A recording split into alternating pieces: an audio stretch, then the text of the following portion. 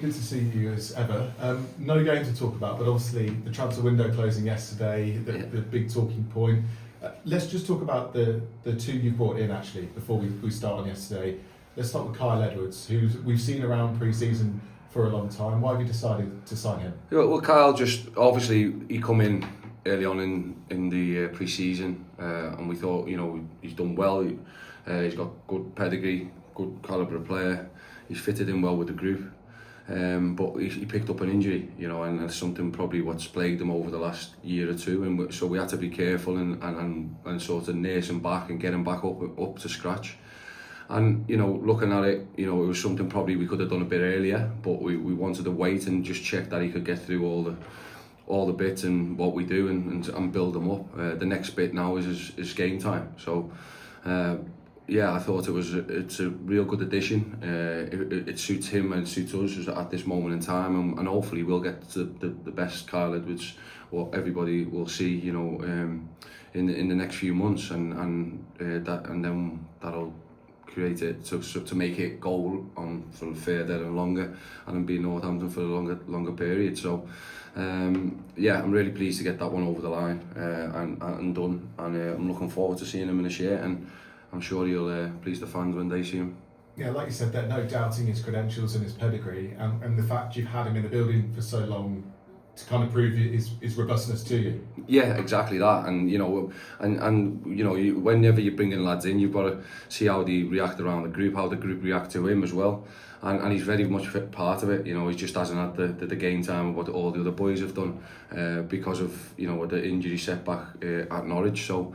It's just about us building him up in them moments now, and getting him to where we want him to be, and hoping to see the very best of him, and I'm sure we will. We'll give him that opportunity to do that. So it's one I'm excited about, because when you get thrown all these players on the last day. And when I'm looking at it, you sometimes you don't know, and you're sort of guessing, and you're blinded by a few bits. But with Kyle, we knew exactly what we had in the build and what's going to be here, so it was a no-brainer really.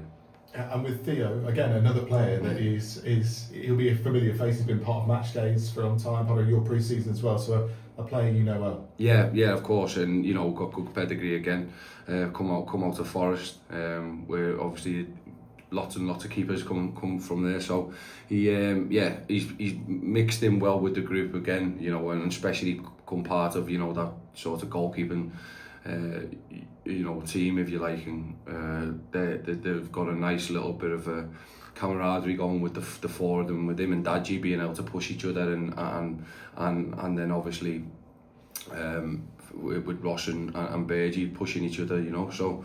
It's really good. I'm really pleased, and I'm thankful that we could get it done. And he's another good addition to the squad. What I already have now, which is starting to look thick. don't mind me saying it. We've got Kamari Swire about to rejoin the squad. Cracker's not too far behind that, and then we're hoping that Liam Shaw and John Guffey will be pretty not too long after that. So when you look at it that way, and you see it, and you see it on my board, the squad looks in a real good place at the minute.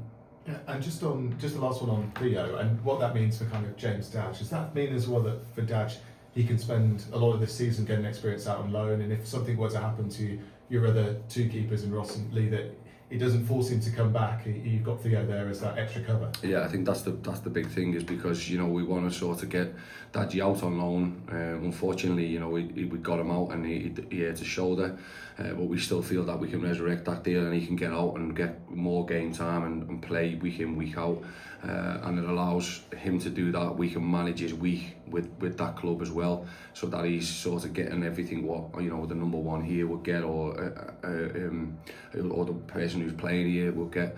So it was important for that, and it might be that we bring Dadge back in January and we send out Theo to gain him experience, and that's how we're looking at it, because we want them to be competitive but be ready, just in case if the worst was to happen, as you say, and you lose your main two. So, but yeah, they're really good understudies to them two lads as well, and I'm really pleased with the dynamic of the group of them four really as well, the way they are and the way they work, and the way Ross is pushing Bergie every day.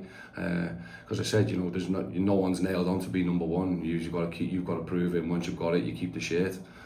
So Ross will get his moments in the cup competitions, so it's about him making sure that he's ready for them moments, so that if anything was to happen to Bergie, I'm sure he'll be fine stepping in there. I'll reflect more on the overall transfer business, because you've been very busy over the course of the whole summer, but just particularly on yesterday, how was that for you? Yeah, just long, really, just talking to lots of people, sort of some going down blind alleys, and not really coming to fruition, pushing to try and get people in. People sometimes over exceed expectation of where the players probably are and everything else, so you're trying to convince them, but then, as I said to you, Jake, and plenty of times, if they don't want to come to Northampton, I'm not really interested. So the phone call comes pretty easy and has ended pretty quickly. So what we were put forward, or what was put forward to us, and the amount of time we've worked hard on trying to get a number 9 in, if you like, to match our other two number 9s. I think people forget we've got Tommy Hughes and Wheatley already in the building, and lads who can play up there in the terms of Listy and Sam Hoskins. So I'm stacked with good quality up there. What I've got to do is find a way, and adding Kyle to what was already, the lads who we've got Cam Swire as well. As I said earlier, crackers to add to Cam McGee and Ty to Listy. I've got a real good look back at the bench and go, we can change the front three at any time and have a different dynamic towards us, towards the game and everything else. So very pleasing. I'm delighted with the work we got done, and we got work done really early, which was, a credit to Kelvin, the owners, for backing me in doing that, as well as helping me to get them over the line, because sometimes they're the most difficult ones because people want to wait. But I think us selling the club to the player, what we wanted to create and everything else, and them backing me to, with it is very pleasing, and I think everybody deserves full credit in getting them all done. Now what it is I want to be able to sit and work with that squad, and I think we can all, everyone can see that they're a good group who are getting better game by game, and they're demanding of each other, which is fantastic for me.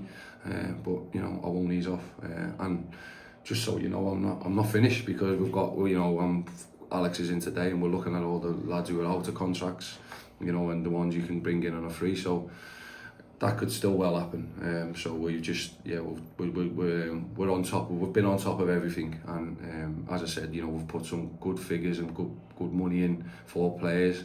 What we thought was real fair prices and everything else, and but some clubs see it differently, but we won't be not held ransom, if you like, because that's a bit harsh, but we see it where we are, and then if it goes a bit too far from that, we sort of we say that's enough, we move on to the next one. And look, we're very much on top of everything at the moment with Cole, with Al, with James, and the owners have been great in backing us on that. Just a final one on yesterday.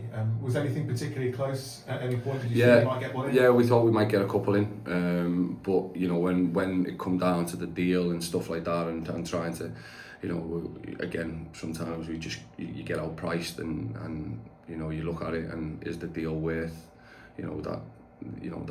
that type of money? And we didn't think it was. So as a coaching staff, and so that's why it didn't come. But we, as I said, we've got we're going to have a look at a few more today, see if there's anybody who hasn't signed yet for a club, who's out of contract, who tickles our fancy, and see if we're if we can get in the running for that. But if not, I'm really pleased where we're at the minute, and I think we'll be a team which is going to be okay this year, and I'm expecting big things from this squad, and I'm going to keep pushing them to get there, and that's what my job is, you know, to get the best out of what we have, and I think we've done great business. 16 players in a window, you know, lots going out as well. I think we've done quite well. Yeah, and you touched on the free agent market a few times. It's something the club have utilised well over the last couple of seasons. I mean, even in your squad now, Nesta Guinness-Walker was one that came in exactly, yeah. in an October, and TJ Ioma for you last season as well. And it does seem there are plenty of players out there, particularly this season. Yeah, there is. You know, you only have to look at all the lads who've probably left here. There's a lot of them still, you know, waiting for that club to snap and to offer them something. So. Yeah, there's plenty out there. You know, but like I say, Jake, we can take our time with that. We can be in it. We won't be, you know, held to ransom on anything in terms of what we want. We're looking for a certain type. If someone comes up, we will bite on it, and I know that the owners will help me as much as they possibly can. But there's times when you've got to be realistic, and you've got to say no, we walk away from that deal because it's now getting a bit out of hand. So, and we as coaches have the full say on that, really, because Kelvin trusts us and what we want to do and everything else, and with James, so we're all fully in contact. We all know exactly what's going on, and yeah, if something which really tickles our fancy comes along in the coming months, then yeah, we'll attack that.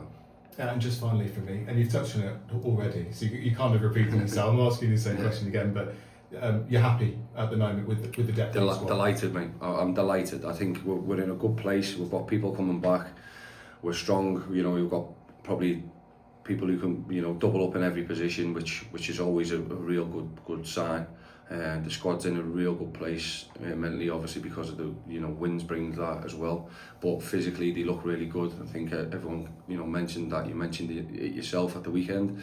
So we're in a real good place. I'm pleased. I'm pleased now that we're picking up points where you know, where we probably wasn't, and we're getting the rub of the green early on in the season, apart from probably Wigan.